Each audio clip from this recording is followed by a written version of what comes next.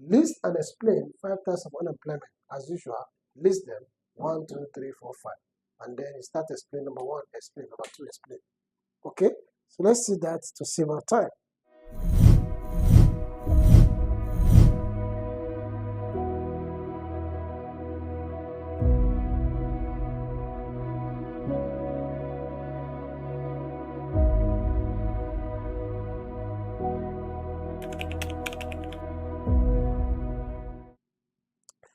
We have frictional unemployment when you begin to move from one job to another job.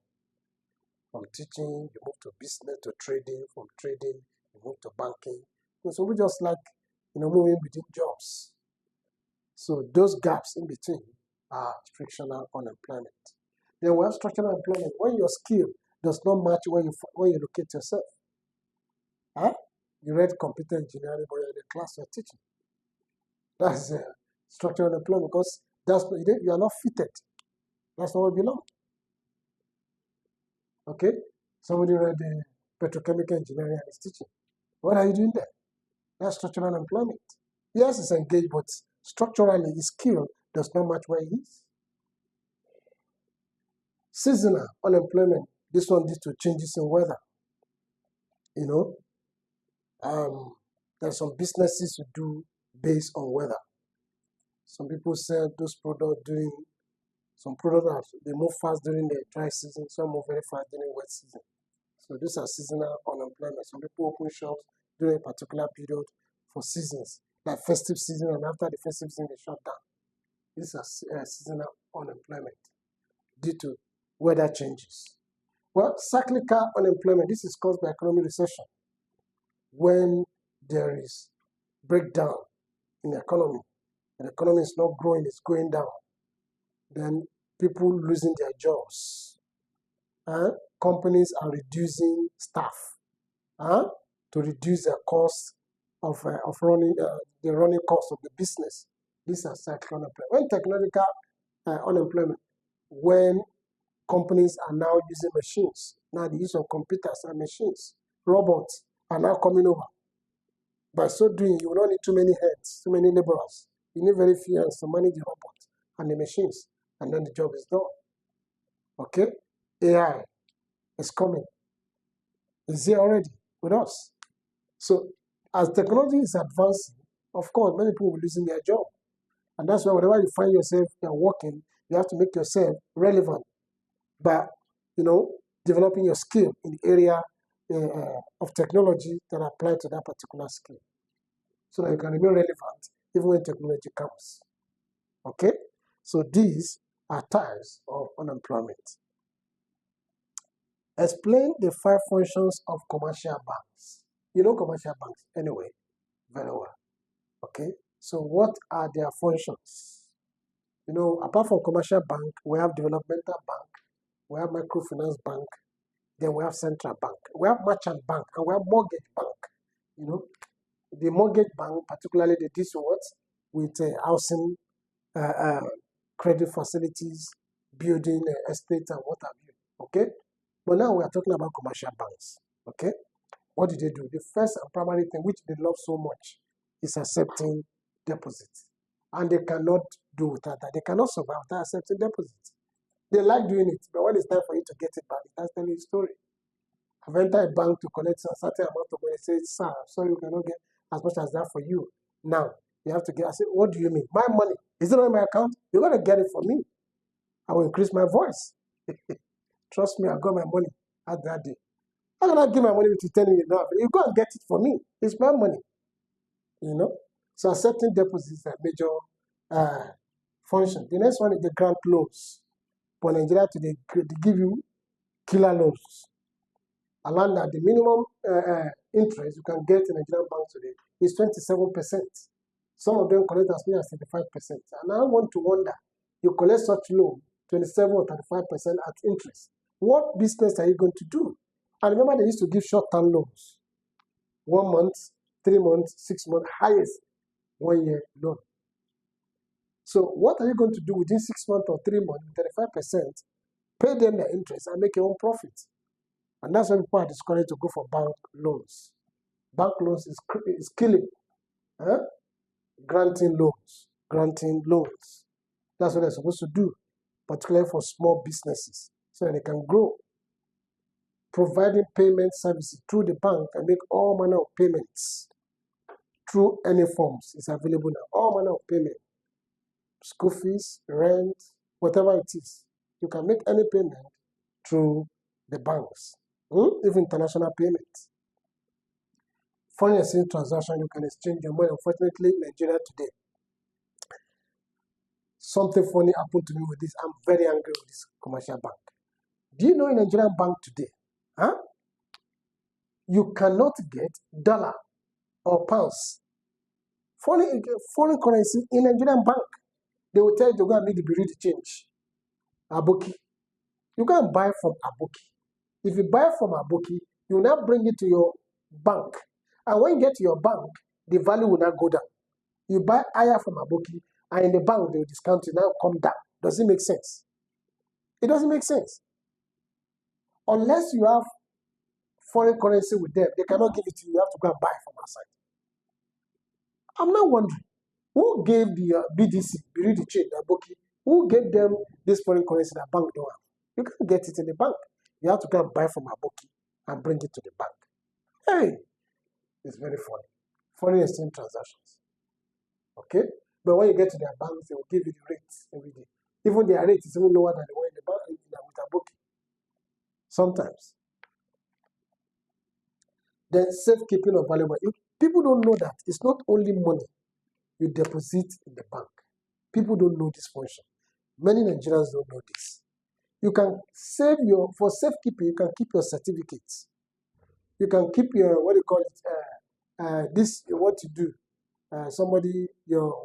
Your will. You can keep it in the bank.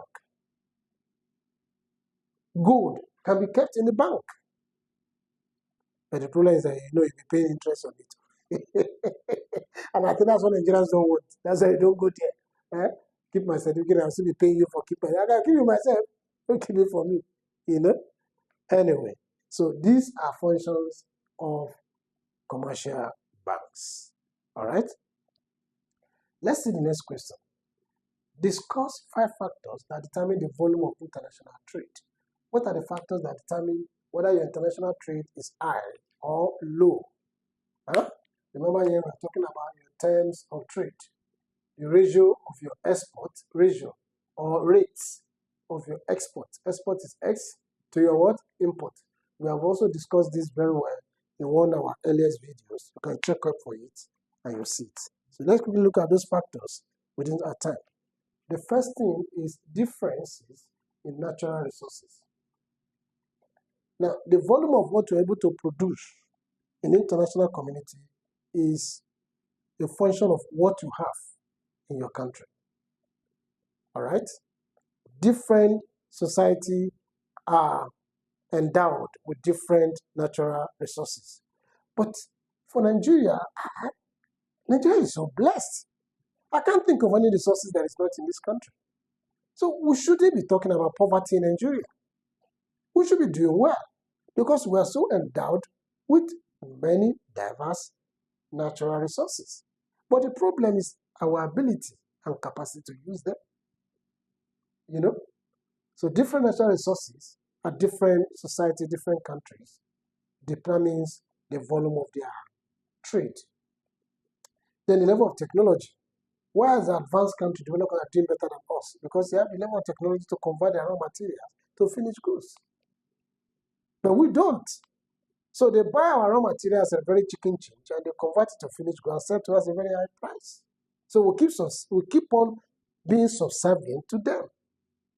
So until when we grow up, develop our economy to the level where we can produce, convert our raw materials to a finished product. So level of technology also affects the volume of trade in the international community. Trade barriers and tariffs. Tariffs means what? Levies, tax, duties. Okay, they're all tariffs and barriers. Barriers in trade. For any Nigerian product to enter American market, there are barriers. There are restrictions. There are standards. All of these standards are so high. There are many Nigerian manufacturers cannot meet up. Okay, barriers. and tariffs, which are levies, duties you are going to pay on this product. Okay? Then exchange rate. What is exchange rate? The exchange rate also affects what's the exchange of naira to dollar or naira to pounds. Okay? This exchange rate also affects your level of volume of what? Of trade. Then transportation and communication system. How do we transport? How do we communicate? All these are factors that affect what? Your volume of trade. I think this will be our last question for today. So please, let's quickly look at it within the space of our time. Explain the term national income and state 5 methods of measuring it. First of all, tell us national income and the method of measuring it. You can see from this income of the nation. National income, income of the nation. So what is national income? National income is the total monetary value. Total monetary value of all goods and services produced in a country in a year. The value of what it produces, ability to convert our products to money, monetary terms. Okay? In a country, in a year, it's called national income. These are the methods to measure it. Each one of these has formulas. Okay? I think this one has to be the XC. Okay, the expenditure. I like this expenditure, but it's more commonly as in a WAEC question. It's a national income, which is Y equals C plus I plus G plus bracket X minus M. C is the consumption, I is investment, G is government expenditure, X is what? Import, and M is what? Exports. All right? So, we have output method, we have income method, we have expenditure method, we have the value added method. What value are they added to what we're able to produce? Then the factor cost method, what the cost of production. Huh? So these are methods. You can read more on these at your time. Since we still have time, let me quickly go through another question given to us. Okay, I think we have answered a question similar to reasons for low agricultural productivity in West Africa. We have answered questions similar to this, and I've also explained the use of crude implements, inadequate credit facility given by the government to the farmers, rural urban migration. Everybody's running away from the villages to cities. So who's going to farm? Land tenure system. No enough available land for people to work with. Poor storage and processing facility. I've mentioned all these earlier. Explain 5 objectives of the ECOWAS. Since there's time, let me quickly run through this other one. What are the aims and objectives of ECOWAS? ECOWAS, Economic Community of West African States. 1, ECOWAS promotes free movement of people and goods.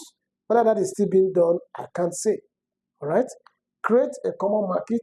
Everybody within the West African states bring what you have and let us buy from each other. Encourage economic cooperation among the bloc. Harmonize monetary and fiscal policy. This is what they have not been able to do. They have been talking about eco-currency for a long time, creating a common currency for ECOWAS. They have not been able to achieve it because of selfish and greedy interests of the leaders. Promote peace and stability in the region.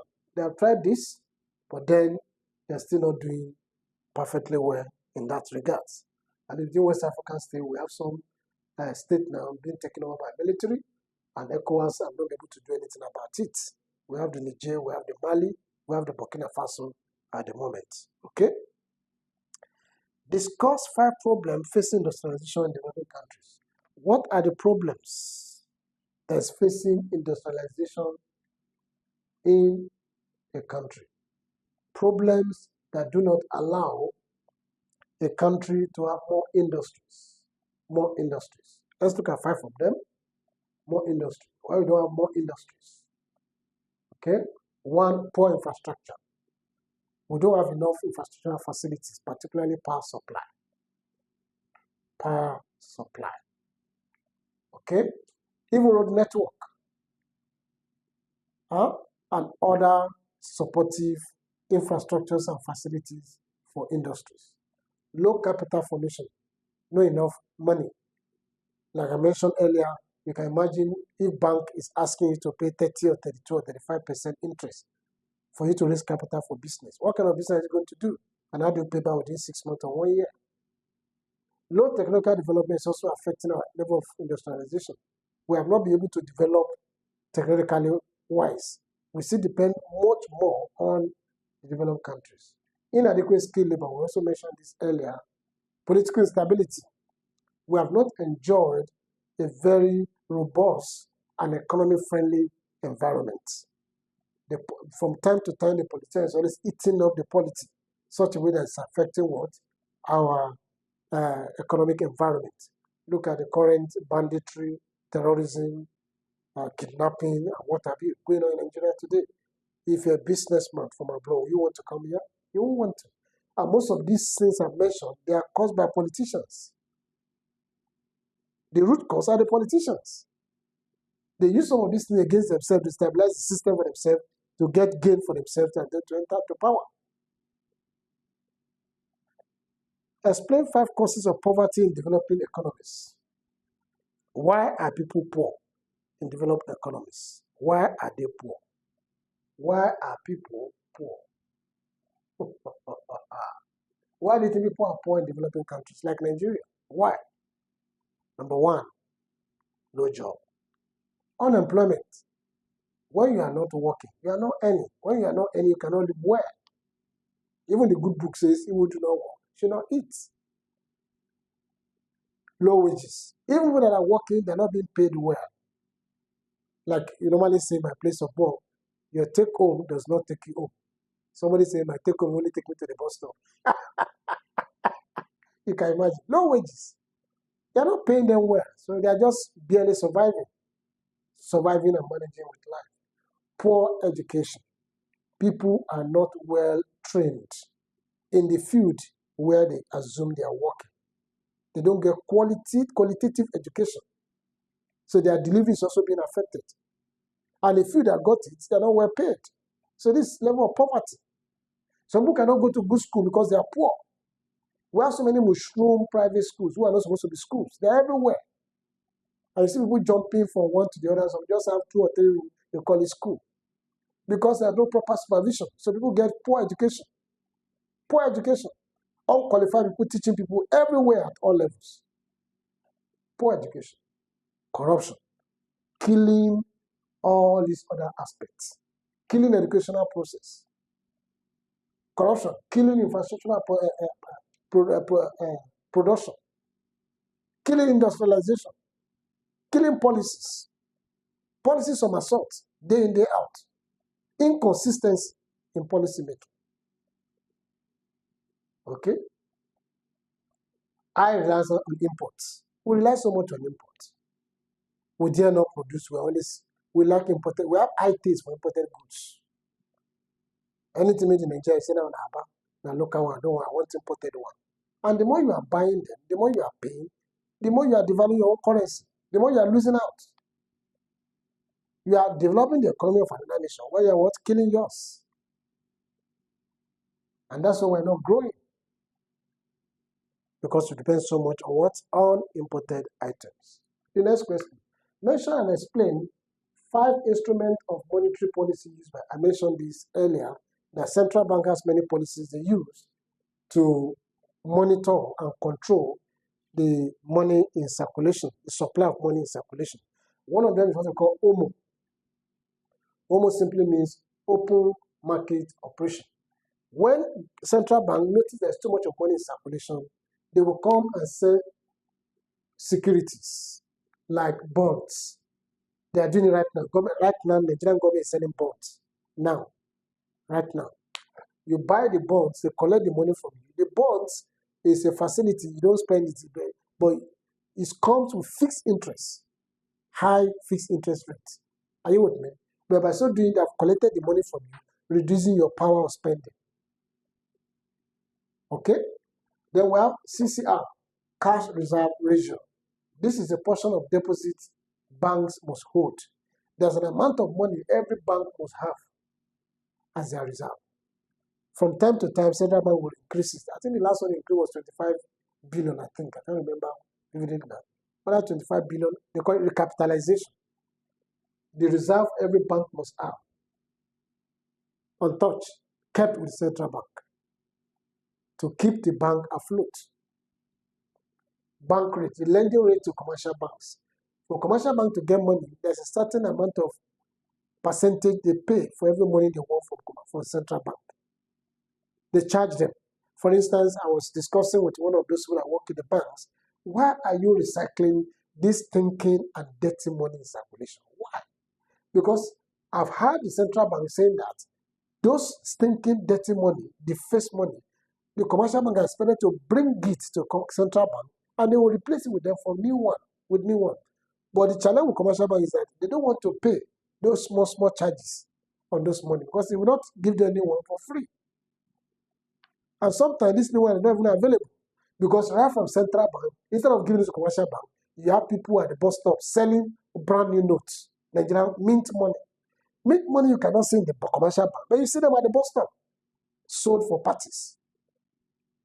Wow, there's a big problem in this country. The moral situation. Sometimes central bank can try to convince, advise, talk to commercial banks to manage the way they give out credit facilities to their customers. This one is not by law. This one is like an advice given to commercial bank. That's what we call it moral situation. That's morality. Trying to tell from time to time to advise them the way and manner they are giving credit facility to their customers, so as not to pump too much of money in circulation, leading to inflation. Selective credit control, restricting loans. There are some sectors, some of them will say no loan for this particular sector. They have their reasons for doing that. That this could be technological sector, it could be agricultural sector, it could be petroleum sectors. No loan for this particular sector. They will give reasons for that. Give loan to this particular sector because they want that sector to develop. So these are means and manners by which central bank regulates money supply in a country. We call it monetary policy. The next question. I highlight 5 advantages of market economy. In one of our earliest videos, we also did an extensive discussion on system of economy. And then we said we have 3 types of economy. We have capitalists, we have a socialist, and of course we have mixed economy. The capitalist is also known as market economy, or laissez-faire economy, or liberal economy, or open economy, or free enterprise economy. It has so many names, where private individuals control the means of production, distribution, and exchange of goods and services. Then we also have what they call command economy, that's socialism, where public or government or states controls the economy. There's socialist, command economy, or centrally planned or centrally controlled economy. Just one different name for this stuff. And we have this one standing on its own, mixed economy, which means the combination of both the private and the public controlling the economy. But the one we are talking about in this question is the laissez-faire, the capitalist economy. The laissez-faire, the capitalist economy. So, what are the advantages of the capitalist economy? 1, there is always efficient allocation of resources when there's private ownership. Look at it now. We have 3 refineries in Nigeria, Bugos refineries. None of them is working. Over the years, after several billions has been spent on routine maintenance, yet they are not working. And we are still paying salaries of their staff. Till now, they are still going for training abroad. Oh, what a loss. Dangote just started. Private running. If not for Dangote, maybe the price of liter of fuel would have reached 2,000 per liter. But thanks for Dangote. And if they allow Dangote free hand, I'm sure the price must have come down beyond 900 to around 600, 650. But because they will not allow, because they're operating this economy, government and individuals together. Okay? So when private are in charge, there's always efficient allocation of resources. You compare private organization with public organization. Where do you have better resources management? It's in private. Privates minimize waste. They make sure that every use of the resources counts. Then consumers have choices. When there's market economy, many private ideas, innovations, packaging available. So the consumers have many choices to make. Unlike when it's a market command economy where government produce only one for them. Encourage innovations. When there's market economy, there's new ideas, new innovations, new tech, new products. So that's what private allows. And because of these new ideologies, you have many variety of products and people are making choices. Market economy. Competitions of prices. Prices cannot go too high because everybody's scrambling for consumers. There's price competition. The competition is very tight. If you think your own product is becoming too high, they will look for the alternative. So you have to moderate and find a way of selling at a reasonable price. Competition reduces price. Price cannot go too high because there are so many of them in the market and you can make your choice. There's higher productivity. New ideas, new innovation will make it to produce more and more. New technology. Okay? So all these are advantages, the positive side of market economy. It also has its own negative side, the evils. And one of the evils is that they make profit at the expense of what human life. There's exploitation, but that's not what the question says. The question says we should look at the good sides. Then the question says we should look at the other side. We also look at it. Okay? Now the next question, identify 5 problems of relying heavily on crude oil in Nigeria. Now you have added severally that crude oil is the mainstay of Nigerian economy. Nigeria is depending on 80% of our income comes from crude oil. So Nigeria is what? A mono economy system. Economy that is dependent on only one source of income. Mono economy system. And that's why whatever happened to crude oil production or markets in the world affects Nigeria very badly. Identify 5 problems relying heavily on. So price fluctuations affect revenue. You know that in the world market, like we have a regulator called OPEC. OPEC determines the volume you are supposed to supply per day. They call it in barrels. I think Nigeria now is at a point of 2.1 million barrels per day. At a point they reduce to 1.8. So that point, when they reduce from 2.1 to 1.8, the implication is that we are getting less revenue. And even when the price fluctuates in the world market, because there are some that are crude oil producer or supply in the world market, they are not members of OPEC. So those one can bring any amount to the market. So when they flood the market, what happens to the price? The price falls. So as price fluctuates, it affects our income, our revenue. As several times in Nigerian history, we have enjoyed what they call oil boom and oil glut. Oil boom means the time when we are earning much more than what we're expecting. Why? Because the price of crude oil in the world market went up. But at any point in time, when the price falls, what happened? We experience oil glut. We're not getting enough revenue. And that has led us several times to what they call deficit budget. The government have to go out borrowing loans. Okay? So, the fluctuation in the price of the world market seriously affects Nigerian revenue from oil. And that's why we're trying to diversify. Every government is talking about diversification. Diversification means looking for other alternatives of making money, not just crude oil. The next one is neglect of agriculture. Nigeria was great at the initial stage in the 60s. Not because of oil, because there was no oil discovery at that time, but because of agricultural products. Cocoa in the west, the granite pyramid in the north, in the palm produce in the delta, in the Niger deltas in the east. Where are all those stuff now? Since we discovered oil, Nigerian government became lazy. Everybody now concentrates on free money from oil, doing nothing but making money. Just get them, the expatriates, the Mobi, the Ajib, the Total, get them to come with the expatriates. Let them come and just be taking our oil and be giving us the royalty. So we neglected agriculture that made Nigeria great before now. I was shocked when I read in history that countries like Indonesia, like I think Thailand, Holland, all those countries, they came to pick seed of our groundnuts here in the 60s to plant in their country. Today now, what are we doing? we're importing groundnut oil from them. What a shame. We neglected agriculture that made us great before. But if we come back, we have arable lands everywhere. When you travel to your villages or travel along the road, you see bush forests everywhere. We are not using them. We need mechanized farming. We need plantations of everything. Well, we have the capacity to produce enough food for ourselves and for Africa and for the world. But because we neglected agriculture, unemployment in non-oil sector, other sector, everybody's concentrating in oil.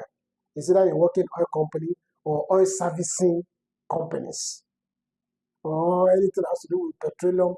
That's where money is. That's where everybody's concentrating. Even copper, when they finish, you want to serve in oil servicing company. Everybody. What about the non-oil? Nobody's concentrating. Nobody's going there. The environmental pollution. The pollution generated by exploitation of resources, like in Niger Delta, where they have crude oil. Niger Delta used to be arable lands for farming and their water for fishing. You remember most of those places are surrounded by water, the islands. But most of this water has been polluted in the course of exploration. Their land destroyed in the course of exploration. And that's why they're in crisis. Severally, they say they are coming for cleansing, they are coming for this. It is not working. All right? Environmental pollution has affected particularly that axis. Overdependence on foreign exchange earning. We depend so much on what we can get from abroad. And that is part of the problem we're having in Nigeria. That's why we're having serious problem. Government just depend on any amount that royalties we are getting from crude oil. Huh? All the money those companies that are exploring this oil are paying us. That's what they're depending on. Even when they're not giving us enough, just bring it. All right? Explain any 5 effects of population growth on economic development. You know, population growth has so much effect on the economy. When the population is growing and the economy is not growing, no duplication, it will affect the economy, eventually become overpopulation. Population is growing so much, and without development, it will put pressures on the resources. More and more population are being given birth to and growing up, but there's no facilities, no development that will match up. The economy is not matching up, so there will be pressure on the available facilities. That's why we have many of our roads congested today. Some of those roads are the ones that have been built since the 1960s and 1970s by the military government, and we're still using it now. Roads are congested. Meanwhile, population is exploding. You see, Nigeria is about 250 million. And we're still using a road that was built for 50 million people, for 70 million people in those days. You can imagine.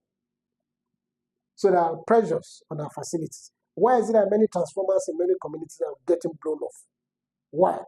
New houses are being built, more people are moving to a particular settlement, a particular community, using the same old transformer. What do we expect? Overload, and we're getting blown off. As the community is growing, it's expected that more transformers should be released for them. Okay? Decentralize the one they are using. Increase unemployment.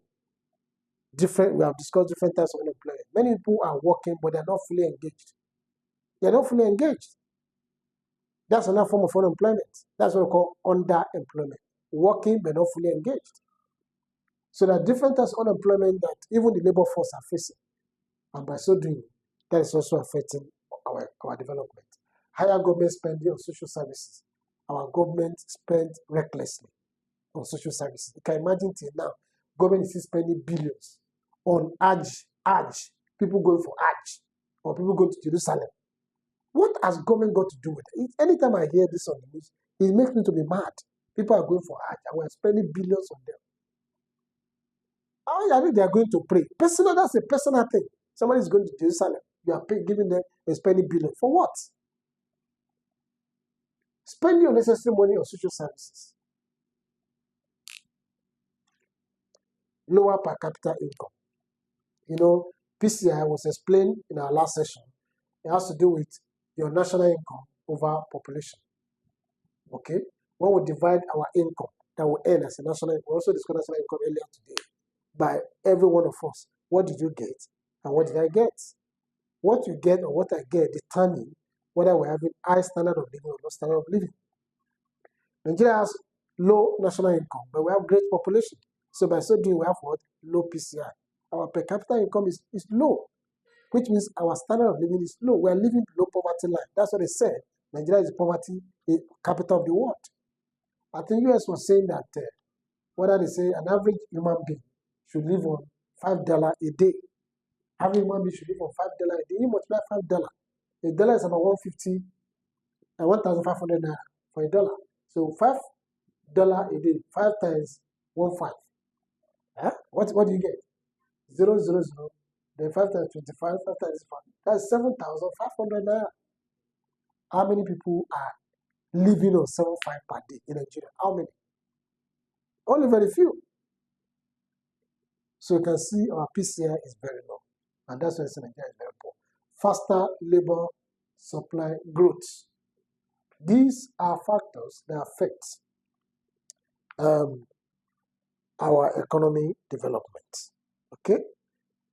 Now, as we're rounding off, let's look at this one before we go today.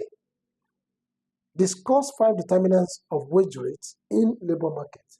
What are those factors that determine the rate of your wage, what to earn? What to earn. 1, demand and supply of labor. Determine what to get. If there are more laborers available to work, of course, advantage will be taken of them to be paid less. But if there are few laborers, then they too can also make demand for higher wage. All right? Level of workers' productivity. It is what you're able to, it's wage, it's not salary. Wages is what you are paid for the job done. So the more you work, the more you earn. And the less you work, the less you earn. Government policies also affect whether the wage rate is high.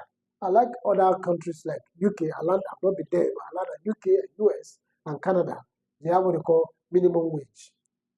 For any job whatsoever, per hour, minimum what you are paid per hour. So nobody can cheat you, unlike our own. Anybody can pay any amount. Cost of living. The cost of living is skyrocketing day by day. And that's affecting the labor. Day by day. How much you spend to eat, how much you spend to transport, how much you spend on rent, how much you spend to clothe yourself.